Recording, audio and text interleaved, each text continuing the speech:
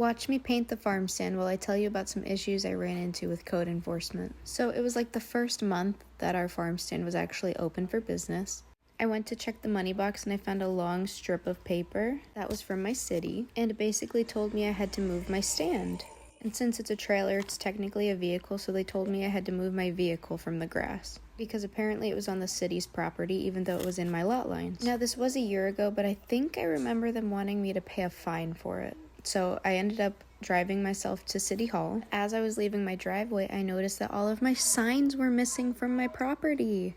I had a bunch of signs in my lot lines that said like farm fresh eggs, come to the farm stand, basically directing them to the farm stand. And I own a good chunk of land, so I mean, it looks vacant, but it's not vacant. I own it.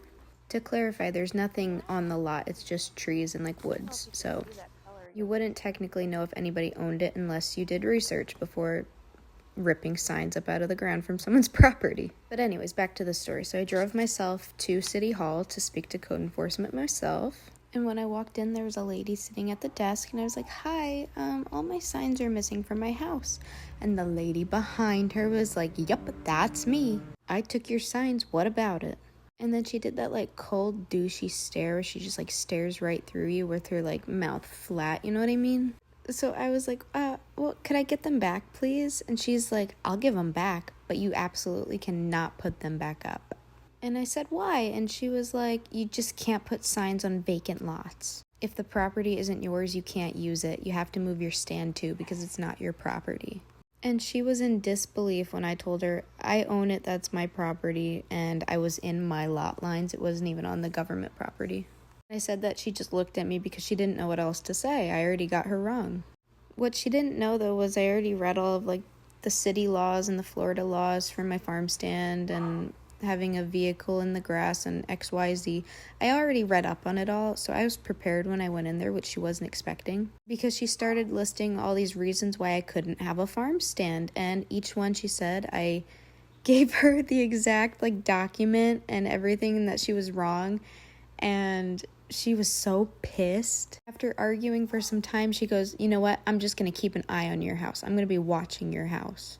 And I'm not going to lie, I was a different person back then, so I left, cursing her out and doing all this bad stuff and flipping her off. I shouldn't have. But immediately when I got back in my car, I wrote an email to the manager of the code enforcement, and I told him everything that had happened. I told him how rude she was to me, and I told him that she went on my property and stole the signs from me, and that I considered it theft. And then boy, oh boy, the manager emails me back and tells me I need a business license, and I can't sell eggs, and I can't sell this, and I can't do that. And that if I own any ducks, I have to move them somewhere else because I can't have them in the city I live in. Which, once again, everything was wrong, and I sent him all the documentation saying, yes, I have a business license. Yes, I can own ducks. Yes, I can sell eggs because I got an egg permit or an egg license or whatever. And then after all of that back and forth, he ended up calling me and apologizing on her behalf. And I apologized on my behalf because I said some things I wasn't proud of. She made me angry, man. Anyways, so after all of this, I printed her picture out and I put it at my stand, and I said she was banned from the farm stand in my property. And I put if she's seen on or near the property, I'd call the police or worse.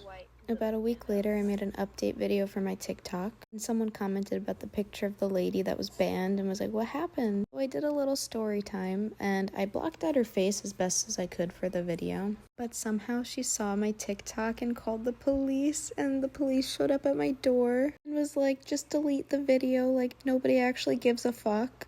And this was a year ago. I think I deleted it. I can't remember though. But anyways, I haven't seen that lady ever since then, and come to find out, she doesn't work there anymore. I think she got fired. And I think it's because of this whole situation. But I guess the moral of the story is knowledge is power. And if you're going to set up a farm stand, just research and print out everything so that you're prepared when someone tries to bother you.